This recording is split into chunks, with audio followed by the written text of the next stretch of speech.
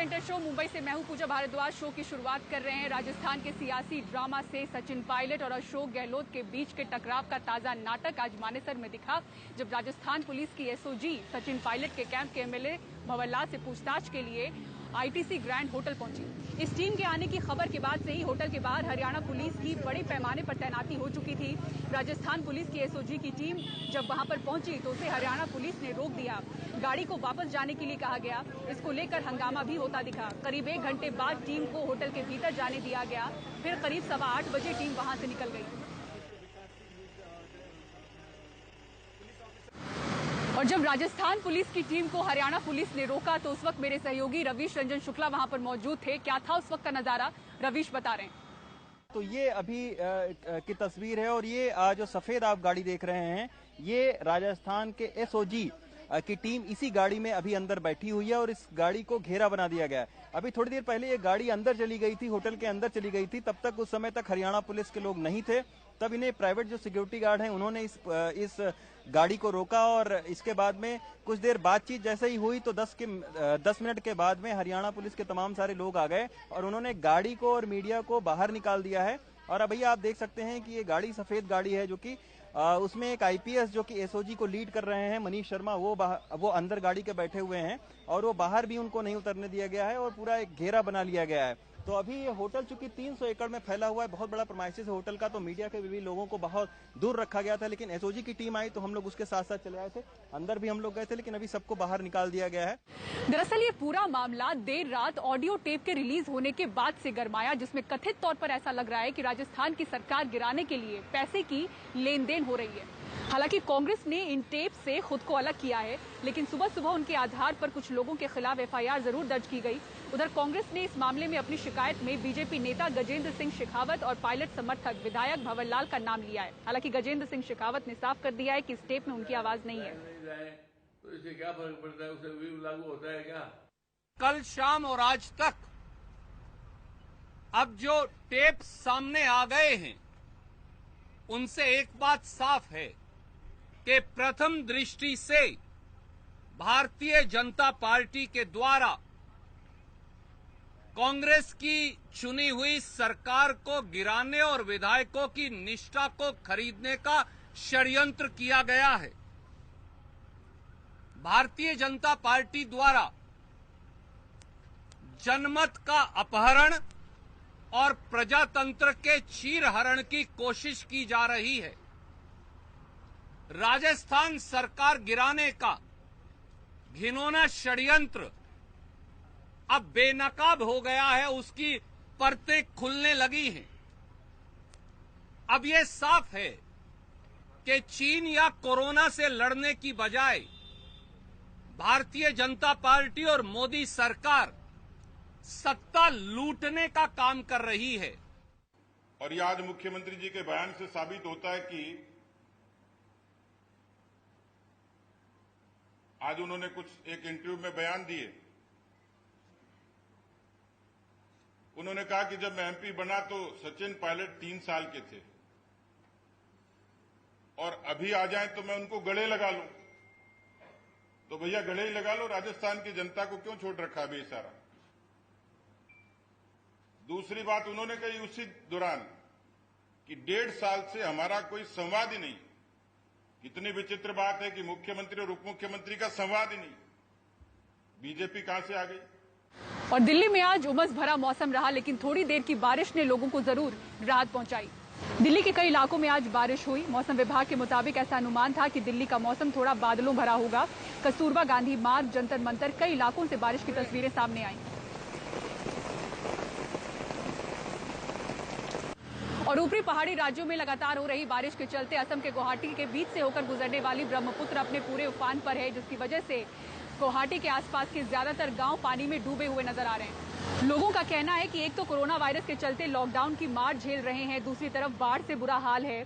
लोगों के पास खाने पीने के लिए कुछ नहीं है, पानी में अपना घर गंवा चुके हैं, अब सड़कों पर तंबू गाड़कर रहने पर मजबूर हैं। पर्याप्त मात्रा में सरकारी सहायता नहीं पहुंच रही है, जिसके कारण लोगों का रहना यहां मुहाल हो गया है। असम के 27 जिलों में अभी तक कुल 71 लोगों की मौत बाढ़ के चलते हो चुकी है।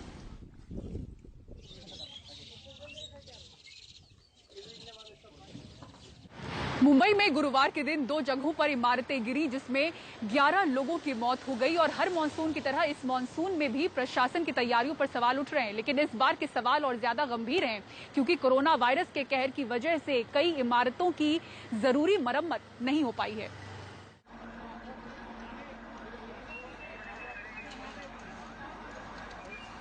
गुरुवार के बाद शुक्रवार के दिन भी मुंबई के फोर्ट इलाके में मलबे को हटाकर लोगों को निकालने का काम जारी रहा। देर रात भी जहां इस मलबे में से एनडीआरएफ ने एक शव निकाला, तो वहीं शुक्रवार दोपहर तक डॉग स्क्वाड की मदद से मलबे में फंसे हुए लोगों की खोज जारी रही। जगह कम नैरो एरिया होने के साथ साथ बिल्डिंग का जो कंडीशन है उसकी वजह से हमें समस्या हो रही है। डिब्रीज का जो इस एक साइड में होना उसकी वजह से समस्या हो रही है। कल, आज तो नहीं, बट कल बारिश जो हो रही थी उससे थोड़ी समस्या हमें होती। बट इस समस्या को देखते हुए हमारी जो ट्रेन एनडीआरएफ पर्सन है तो लगातार इसी काम करते रहे, तो इसलिए हमें करने में हमें आसानी हो रही है। फोर्ट में जिस इमारत में यह हादसा हुआ वो बीएमसी मुख्यालय से महज कुछ ही दूरी पर मौजूद है। गुरुवार को मुख्यमंत्री उद्धव ठाकरे और बीएमसी कमिश्नर भी इस जगह पर नजर आए। बीएमसी से जब इस हादसे और शहर के दूसरी इमारतों के बारे में पूछा गया तो उनकी ओर से कोई ठोस जवाब नहीं दिया गया। बीएमसी का फिर कोई रोल नहीं है उसमें। जो म्हाडा है हर साल 15 मई को ये एक लिस्ट जारी करता है कि बम्बई में जो 16,000 बिल्डिंग्स हैं उसमें से ये बिल्डिंगें हैं जिनको धोखा है, खाली कराया जाए। और म्हाडा उनको खाली करवाता है और उनको जो टेनेंट्स हैं उनको ट्रांजिट कैंप में डालता है। म्हाडा के 56 कॉलोनीज हैं बम्बई में, उनके ट्रांजिट कैंप्स हैं। वहाँ ट्रांजिट कैंप में रखा जाता है जब तक बिल्डिंग का रीडेवलपमेंट ना हो जाए। तो ये सर्व कार्रवाई म्हाडा की तरफ से की जाती है। एक आरटीआई के मुताबिक साल 2013 से साल 2019 के बीच मुंबई में इमारत और दीवार ढहने से 300 लोगों की मौत हुई है और 1000 से ज्यादा लोग घायल हुए हैं। हर साल जहां मानसून से पहले कई इमारतों की जांच प्रशासन की ओर से की जाती थी, तो वहीं इस साल कोरोना और लॉकडाउन की वजह से वो भी संभव नहीं हो पाया, जिससे परेशानी और बढ़ गई है। जब पुनर्विकास की परमिशन मिलती है तब विकासक हो, बिल्डर हो या और कोई भी हो, वो ये सोचते कि इमारत की मरम्मत क्यों करे, लेकिन मरम्मत ना करने की वजह से मनुष्य हानि हो सकती है। ये अभी साफ हुआ है। इसलिए ये बहुत जरूरी है कि जब तक इमारत पूरी तरह से आप गिरा न दें तब तक उसकी मरम्मत करके उस इमारत में जो लोग रहते हैं उनकी सुरक्षा करने की बहुत जरूरत है। हर साल मानसून में जर्जर इमारतों को पहले नोटिस दी जाती है और बाद में जब हादसा हो जाए तब जांच के आदेश दे दिए जाते हैं। लेकिन क्या वाकई प्रशासन के पास इसके अलावा इस तरह के हादसों से बचने के लिए क्या कोई दूसरा विकल्प मौजूद नहीं है? मुंबई से कैमरा पर्सन प्रवीण जिरोहित के साथ सोहित मिश्रा, एनडीटीवी इंडिया। देश में कोरोना वायरस से संक्रमित मरीजों का आंकड़ा 10 लाख के पार जा चुका है और इनमें से 28% मामले महाराष्ट्र राज्य से हैं, यानी कि महाराष्ट्र अभी भी कोरोना ग्राफ में सबसे ऊपर चल रहा है। राज्य का 60% मामला जहां मुंबई से मई महीने में आया करता था, अब नए हॉटस्पॉट्स यहां पर बन रहे हैं। सबसे ज्यादा मामले ठाणे, पुणे और दूसरे जिलों से आ रहे हैं। देखिए रिपोर्ट। एक दिन में रिकॉर्ड 8,641 नए केस, 24 घंटों में आने वाला अब तक का सबसे ज्यादा आंकड़ा। महाराष्ट्र में कोरोना के मामले 2,84,281 पहुंच गए हैं। अब तक 11,194 लोग की वायरस से मौत हो चुकी है। राज्य में कोरोना संक्रमण के कई नए हॉटस्पॉट बन गए हैं।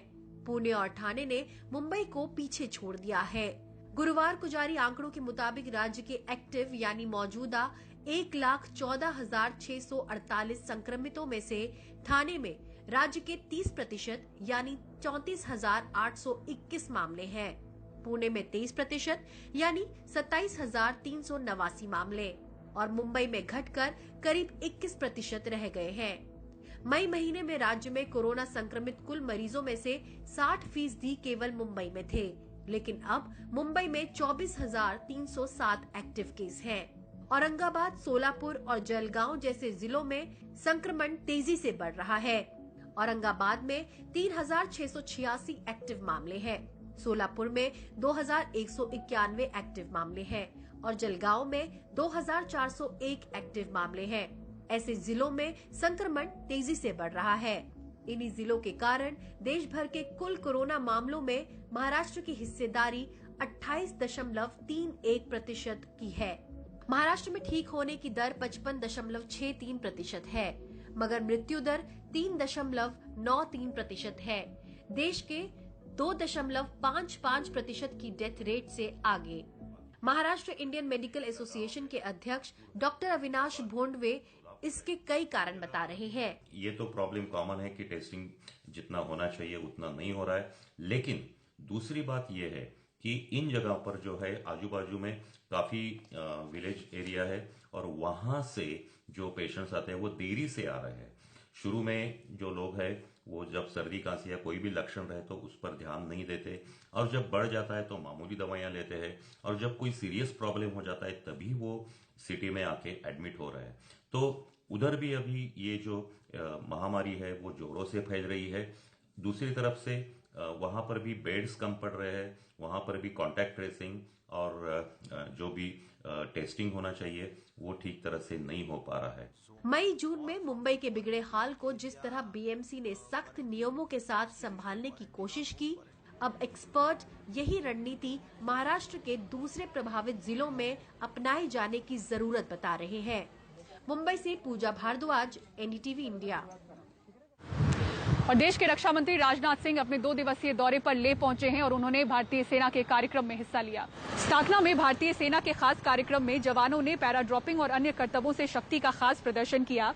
इस दौरान सेना के अधिकारियों के साथ रक्षा मंत्री खुद एक राइफल से निशाना लगाते हुए नजर आए। वहीं अमेरिका में बने C-130J सुपर हर्क्यूलिस मालवाहक विमान से कई पैराट्रूपर्स नीचे कूदकर करतब दिखाते हुए दिखे। ये प्रदर्शन राजनाथ सिंह के दौरे के दौरान हुआ। पैराट्रूपर्स ने एक एक करके C-130 हर्क्यूलिस विमान से छलांग लगाई।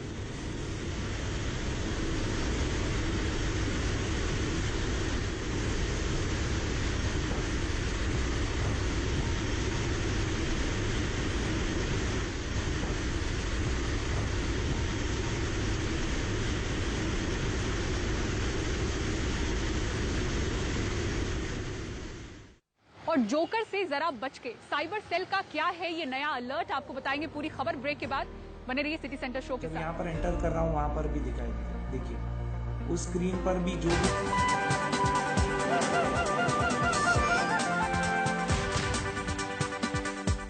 और आंध्र प्रदेश के कृष्णा जिले में पुलिस ने अवैध शराब की हजारों बोतलें बरामद की हैं, जिन पर रोड रोलर चलाकर उन्हें नष्ट किया गया। जानकारी के मुताबिक जितनी शराब नष्ट की गई है उसकी कीमत लगभग 72 लाख रुपए आंकी गई है। ये घटना कृष्णा जिले के मछलीपट्टनम पुलिस परेड ग्राउंड की है। पुलिस ने यहां बरामद की गई शराब को जमीन पर एक लाइन से बिछा दिया था। बाद में एक लाइन से रखी गई शराब पर रोड रोलर चला दिया गया और शराब की बोतलें चकनाचूर हो गईं। देखते ही देखते लाखों की शराब मिट्टी में मिल गई और बोतलें चूर चूर हो गईं।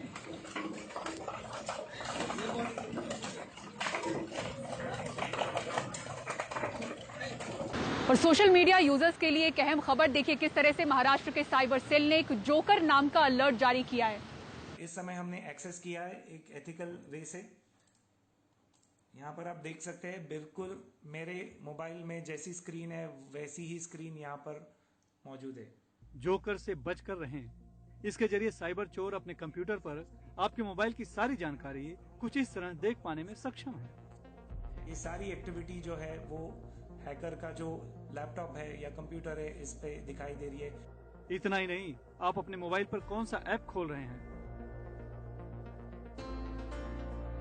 बैंक अकाउंट में क्या यूजर नेम और पासवर्ड टाइप कर रहे हैं, वो भी देख सकते हैं। जब यहाँ पर एंटर कर रहा हूँ वहाँ पर भी दिखाई देखिए उस स्क्रीन पर भी जो भी मैं पासवर्ड भी एंटर कर रहा हूँ ये भी यहाँ पर बिल्कुल दिखाई दे रहा है। महाराष्ट्र साइबर सिक्योरिटी के मुताबिक जोकर एक ऐसा मालवेयर है जो एप्लीकेशन के जरिए आपके मोबाइल या कंप्यूटर में घुसपैठ करता है और सारा डेटा चुरा लेता है। इंफॉर्मेशन चुराने के बाद, ये डेटा थेफ्ट करने के बाद, ये मॉलवेयर बिना विक्टिम की जानकारी के ऑनलाइन सब्सक्रिप्शंस में अप्लाई करता है और ऑटोमेटिकली विक्टिम के अकाउंट से पैसे कट कर उन सब्सक्राइबर्स के पास चले जाते हैं। ये एक बहुत ही डेंजरस फाइनेंशियल एक्टिविटी है। इससे पूरा अकाउंट तक विक्टिम का खाली हो सकता है बिना विक्टिम की नॉलेज के, क्योंकि जो OTP कोड्स वगैरह विक्टिम को आएंगे वो भी ये चुरा लेता है और विक्टिम की नॉलेज में आने नहीं देता है। महाराष्ट्र साइबर सिक्योरिटी के मुताबिक शक के दायरे में फिलहाल 11 एप्लीकेशन हैं जो जोकर से इन्फेक्टेड हैं। जानकारों के मुताबिक जोकर मालवेयर अलग अलग तरीकों से मोबाइल और कंप्यूटर में घुसते हैं। एप्लीकेशन में पिगीबैक किया जा सकता है, या दूसरा मेथड है SMS जरिए या ईमेल जरिए या व्हाट्सएप मैसेज जरिए। ये एक अट्रैक्टिव मैसेज ड्राफ्ट करते हैं जिससे हम उस मैसेज पर आकर्षित हो जाते हैं और उस लिंक पर क्लिक करते हैं जो वो मैसेज में आई होती है। जब हम ये लिंक पर क्लिक करते हैं तो हमारे बिना जाने ये मालवेयर या वायरस जो होता है ये हमारे मोबाइल में इंस्टॉल हो जाता है और बैकग्राउंड में सारी इंफॉर्मेशन जो भी हम कर रहे हैं, बैंकिंग एक्टिविटी कर रहे हैं, यूजर नेम पासवर्ड एंटर कर रहे हैं या जो भी OTPs आ रहे हैं, ये सारी इंफॉर्मेशन साइबर क्रिमिनल्स तक पहुंचाने की। अच्छी बात है कि गूगल प्ले स्टोर ने जोकर का पता चलते ही उन 11 संदिग्ध एप्लीकेशन को हटा दिया है। आप भी अपना मोबाइल चेक कर लीजिए कि कहीं आपके मोबाइल में तो वो इंस्टॉल नहीं है और आगे से SMS या ईमेल के जरिए आए अनजान लिंक पर क्लिक ना करें, वरना लेने के देने पड़ सकते हैं। मुंबई से कैमरामैन संजय मंडल से सुनील सिंह, NDTV इंडिया के लिए। और इसी के साथ सिटी सेंटर शो में मुझे दीजिए इजाजत, लेकिन खबरों के लिए देखते रहें NDTV इंडिया। नमस्कार।